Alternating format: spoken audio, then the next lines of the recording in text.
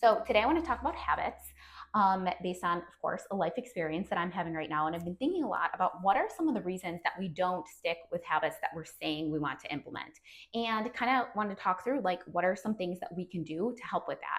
So recently, as I've been sharing, I've been going through kind of a new health journey of mine, and I'm actually working with a Chinese medicine specialist, acupuncturist, coach. She's kind of all in one. She's been giving me like a whole set of new healthy habits. Like I thought I had it down. I thought I was doing all the things. Well, there's a whole other side world to like health that I was never like tapped into, which is amazing. So, anyways, she's been giving me like some new habits to introduce into my life, into my daily routine, and she's really been having me switch things up quite a bit. And as I'm going through it, sometimes I kind of catch myself like hesitating or not wanting to do the thing, or maybe like almost skipping the thing. And I always stop and like think about it because that's what I do as a coach and working with so many other women through this. It's like, why did I almost just not do that? Or why did I skip that this morning? And like, how do I kind of get back on track and keep implementing these things? Because I want to do the things because obviously I'm working with her for a reason. So here are some of the reasons that I came up with that a lot of times we don't stick with our healthy habits, or that we don't stick with the habits that we want to implement, and what we can do about it. One reason is we try to implement too many things all at once, and like we already have life going on, and sometimes it's just not possible for our brain, for our body, for our just like time, our schedule, to throw in all of these new things when we already have things going on. So obviously that is an easy fix. You don't have to go from 0 to 100 overnight. You can pick a couple things that feel really easy and sustainable and add them in one by one. You're all already doing better off if you're doing one more thing to get you closer to where you want to be versus none. And even as I've been working with her, sometimes she will ask me, like, okay, I think you should try like this, and this. She'll be like, how many things do you want me to give you for this week? And I will literally tell her, just give me one, because I want to make sure I do it. I want to make sure I do it well and get it into a routine for me where I'm actually going to be consistent and make it sustainable. The second reason that I was thinking about is we are not sold that with the habit, whatever habit is we're trying to incorporate, we are not sold on the fact that it's actually going to get us the result. Really, we don't have like a compelling reason that we're doing it. We just sometimes feel like we should. Maybe we saw someone on Instagram talking about it. Maybe it was a doctor told us to do it, or who knows. But we're not really like sold on the idea that it's going to get us a result. And we don't really have like a strong reason for doing it. So for that one, all you have to do is like check in with yourself. And first of all, identify like, what is your reason for doing it? Do you really want to develop that habit? Or is it more of a matter of you just have to believe that this is going to get you where you want to go? That's a really key piece for anything that you're working towards, is make sure that you have that underlying motivation that you actually believe in. And it's not just like a, well, I should do this. When we are thinking like that, sometimes it makes it really hard to be consistent with things because we don't even believe it's one going to get us the result, and we don't really even want to do it. So check in with yourself, be super honest. And if it's something you just really don't want to do, you don't have to do it. Maybe it's just not the time right now. But again, check in, be really honest with yourself. It kind of goes along with the last one, is we don't want the result bad enough to actually do the work. And I talk to people all the time, and they'll like, hear what I'm doing or what I've accomplished. And they're like, oh, I could never do that. Or, oh, you have to go to the gym 4 days a week. And it's like, nobody has to go to the gym a certain number of times. It's just an example. And I'll be like, and like, I can tell right away, like, there's a quote, like, everybody wants to be a bodybuilder but doesn't want to do what the bodybuilder does, something like that I heard forever ago.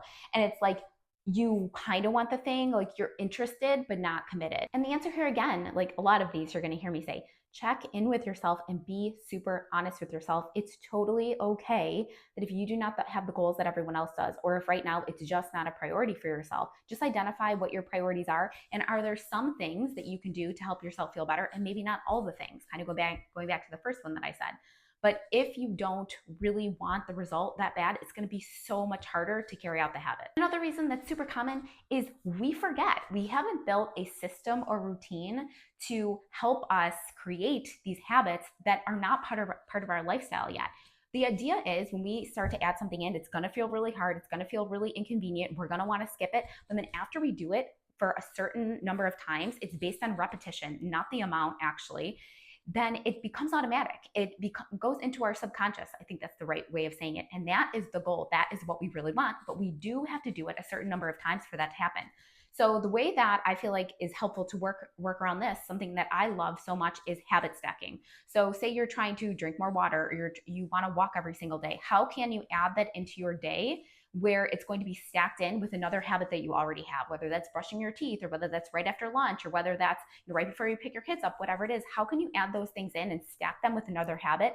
And then when you decide at what point you're going to fit them within your day, how can you set up a little reminder for yourself so you don't forget? And then another one that's super common is we're focused on perfection and not progress. If we do not do all 6 of the things that we're trying to add in, we just say, F it. Like, we can't continue. Like, I'm a failure. Clearly, this isn't going to work. Okay, well, I'll just start over Monday or never. But that is not the goal. We are not focused on everything being perfect. And actually, focusing on everything being perfect is setting ourselves up for failure because we are never going to be able to do all the things every single day. The more that you can just be like, that's okay, I didn't do it today, I'm going to pick it back up tomorrow, the more successful you're going to be and the better you're going to feel. And that applies to literally everything in life. If you're still just doing the thing and moving forward, that is way better than trying to be perfect for 3 days when you could just make progress for like the rest of your life. And really, for this, focus on what you did do instead of what you didn't do. And how can you modify things and make them work for you? And the last thing I'll mention here is a lot of times we're just not specific enough. We say we want to drink more water, or I want to get more steps in, or I want to be more active, or I want to eat healthier. And it's like, what does that actually mean?